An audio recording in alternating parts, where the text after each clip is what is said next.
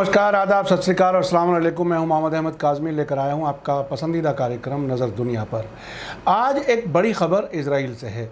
Iran की राजधानी Tehran के नज़दीक न्यूक्लियर साइट पर कल वेडनेसडे को हुए हमले के बाद टाइम्स ऑफ इजराइल और न्यूयॉर्क टाइम्स ने बहुत बड़ी खबर दी है। बताया गया है कि यूरेनियम एनरिचमेंट करने वाले, सेंट्रीफ्यूजेस बनाने वाले इस कारखाने का नाम उस लिस्ट में शामिल था जो इजराइल ने हमलों के लिए अमेरिका को पिछले साल दी थी। साथ ही न्यूयॉर्क टाइम्स ने कहा है कि अप्रैल में नातांज में हुए हमले में तबाह हुए सेंट्रीफ्यूजेस की जगह नए सेंट्रीफ्यूजेस को बनाने वाले इस कारखाने पर ईरान के अंदर से ही उड़ने वाले ड्रोन से हमला किया गया है। कल ईरान के मीडिया ने दावा किया था कि तेहरान के नज़दीक करज शहर में उसने न्यूक्लियर कारखाने पर हमले को नाकाम कर दिया है, लेकिन अल जज़ीरा ने सोशल मीडिया की कुछ रिपोर्टों के हवाले से वहां ड्रोन से हमले की खबर दी थी। खबर काफ़ी अहम है, आखिर तक ज़रूर देखें। आगे बढ़ने से पहले आपसे गुजारिश है कि अगर आपने अभी तक media star world YouTube channel subscribe नहीं किया है तो सब्सक्राइब कर लें और घंटी दबाना ना भूलें। और अगर आप हमें फेसबुक पर देख रहे हैं तो हमारे पेज को लाइक करें ताकि आपको हमारी हर एक नई वीडियो की खबर सही वक्त पर मिल सके। अगर हमारी खबर सच्ची और अच्छी लगे तो अपने व्हाट्सएप ग्रुप, फेसबुक, इंस्टाग्राम और ट्विटर अकाउंट पर ज़रूर शेयर करें ताकि मीडिया स्टार वर्ल्ड की खबरें दुनिया भर तक पहुँच सकें। आज की बड़ी खबर है कि वेडनेसडे को ईरान के जिस न्यूक्लियर कारखाने पर ड्रोन से हमला किया गया है वो उस लिस्ट में शामिल था जो इजराइल ने अमेरिका को दी थी। टाइम्स ऑफ इजराइल के मुताबिक ये लिस्ट डोनाल्ड ट्रंप की हुकूमत को नेतन्याहू की सरकार ने सौंपी थी। न्यूयॉर्क टाइम्स का कहना है कि ये लिस्ट डोनाल्ड ट्रंप, उस वक्त के फॉरेन मिनिस्टर माइक पोम्पियो और CIA डायरेक्टर गेना हस्पेल को दी गई थी। ये इन्फॉर्मेशन अमेरिका में एक खुफिया सोर्स ने न्यूयॉर्क टाइम्स को बताई है। अखबार का कहना है कि अप्रैल में नातांज पर हुए हमले में तबाह हुए सेंट्रीफ्यूजेस को बदलने के लिए तेहरान के नज़दीक के कारखाने में नए सेंट्रीफ्यूज बनाए जा रहे हैं। इस पर हमले के लिए नज़दीक से ही ड्रोन को उड़ाया गया था।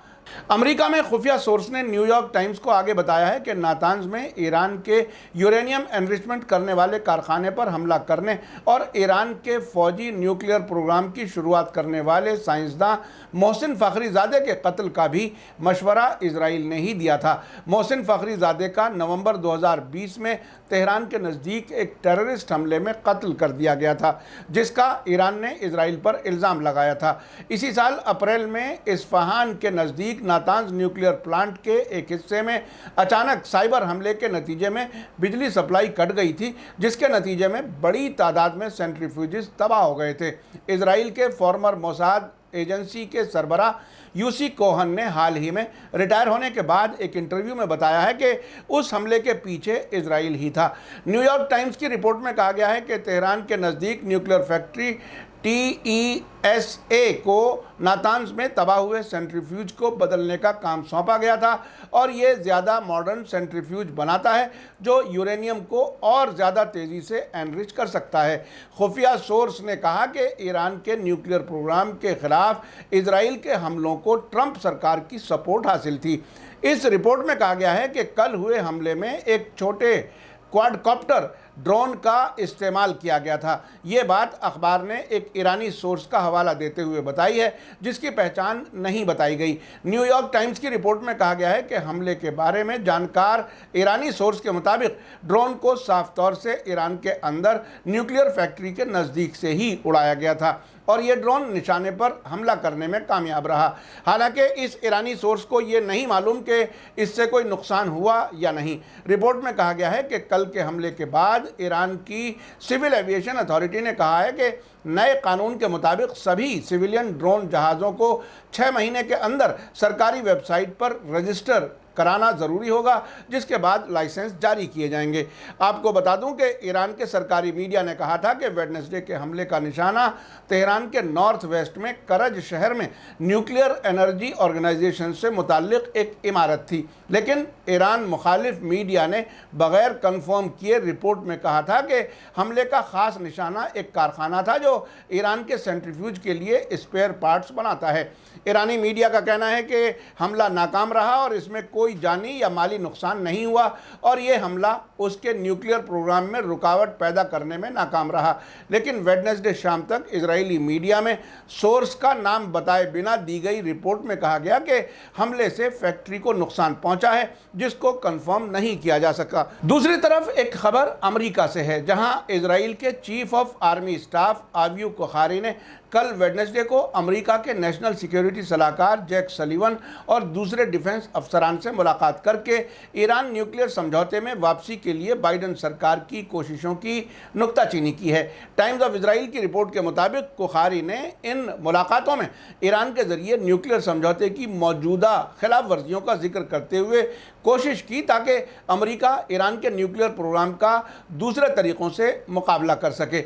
इस रिपोर्ट के मुताबिक इजराइल के चीफ ऑफ आर्मी स्टाफ की इस मुलाकात में अमेरिका की नेशनल सिक्योरिटी काउंसिल में नॉर्थ अफ्रीका और वेस्ट एशिया के मामलात के कोऑर्डिनेटर बर्ट मिक गुरक और प्रेसिडेंट की खास सलाहकार कारा अब्र कराम्बी भी मौजूद थी। इजरायली फ़ौज ने चीफ ऑफ आर्मी स्टाफ की मुलाकात के बारे में एक बयान जारी करके कहा है कि उन्होंने अमेरिका के सामने ईरान को फ़ौजी न्यूक्लियर सलाहियत हासिल करने से रोकने के लिए हर तरह के मुमकिन तरीक़ों को पेश किया है। अमेरिका और इजराइल की तरफ से बेचैनी की खबरों के बीच हाल ही में गज़ा पट्टी में हमास के लीडर याह्या सिनवर ने इंटरनेशनल बिचौलिए के साथ मुलाकात के बाद साफ कहा है कि फिर से जंग की तरफ लौटने के लिए तैयार हैं, क्योंकि इस मुलाकात में कोई नई बात पेश नहीं की गई। दूसरी तरफ इजराइल के प्राइम मिनिस्टर नफ्ताली बेनेट ये साबित करने में लगे हैं कि वो बिन्यामिन नेतन्याहू से ज़्यादा बड़े कट्टर हैं और ये साबित करने का सबसे अच्छा रास्ता जंग छेड़ देना है। साथ ही गजा से इस वक्त आग लगने वाले गुब्बारे इजरायली बस्तियों पर जाकर गिर रहे हैं। इस हालत से इजरायली सरकार बुरी तरह परेशान है। इस वक्त इजराइल का एक डेलीगेशन मिस्र के दौरे पर है जो इसी सिलसिले में बात कर रहा है। लंदन में सीनियर जर्नलिस्ट अब्दुल बारी अतवान का कहना है कि याह्या सिनवार इंटरनेशनल बिचौलिए से अपनी मुलाकात का जब जिक्र कर रहे थे तो उनकी आंख से आग निकल रही थी। वो अगर मिसाइल हमले की पहल कर देते हैं तो इसमें कोई हैरानी की बात नहीं है।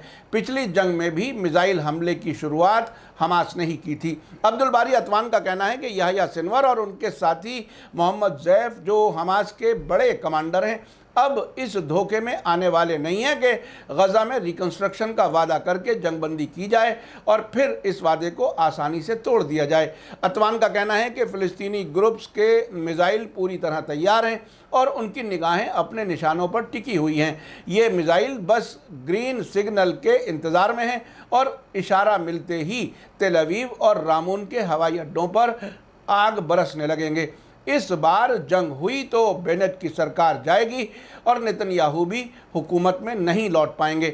इजराइल में ऐसा तूफान उठेगा जो काबू में नहीं आएगा। ये सब बातें फ़िलिस्तीन के सीनियर जर्नलिस्ट जो लंदन में रहते हैं अब्दुल बारी अतवान, उन्होंने कही हैं। आपने देखा कि अमेरिका और इजराइल किस तरह से ईरान की हर तरक्की को रोकने की भरपूर कोशिश कर रहे हैं।